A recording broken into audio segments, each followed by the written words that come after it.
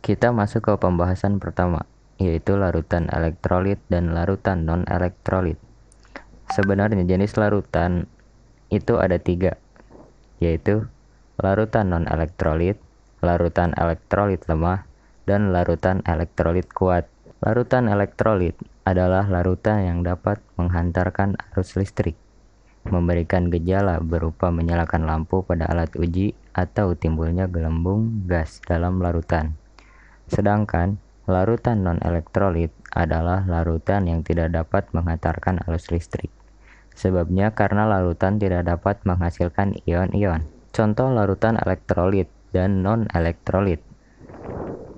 Jika dilihat dari hasil pengujian larutan, kita bisa menyimpulkan bahwa larutan yang dapat menghantarkan arus listrik yaitu larutan amonia, larutan HCl, dan larutan cuka. Adapun larutan yang tidak menghantarkan arus listrik yaitu larutan urea, larutan alkohol, dan larutan glukosa.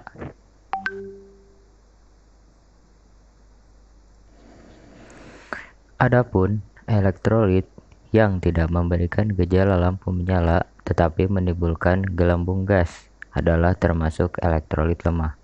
Contohnya yaitu larutan amonia, larutan cuka, dan larutan H2S.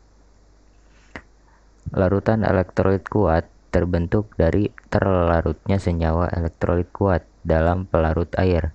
Senyawa elektrolit kuat dalam air dapat terurai sempurna membentuk ion positif, kation, dan ion negatif, anion.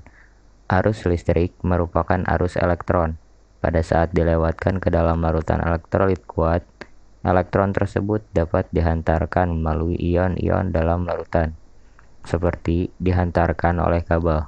Akibatnya, lampu pada alat uji elektrolit akan menyala. Sekian.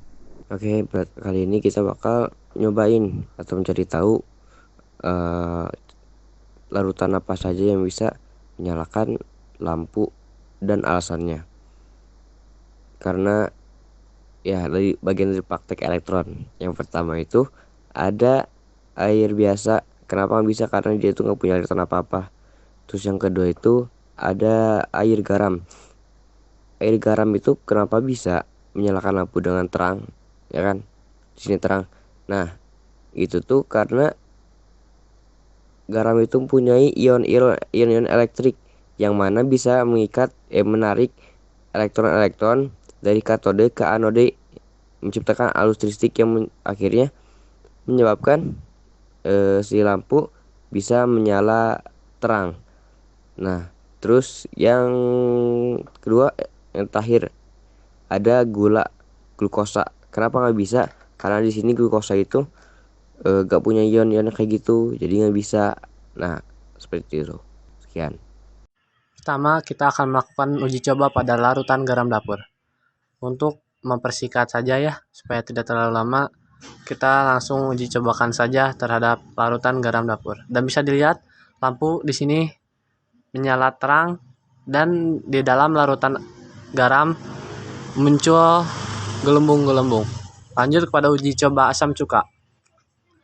Langsung saja supaya tidak menyita waktu Anda, langsung saja kita masukkan alatnya.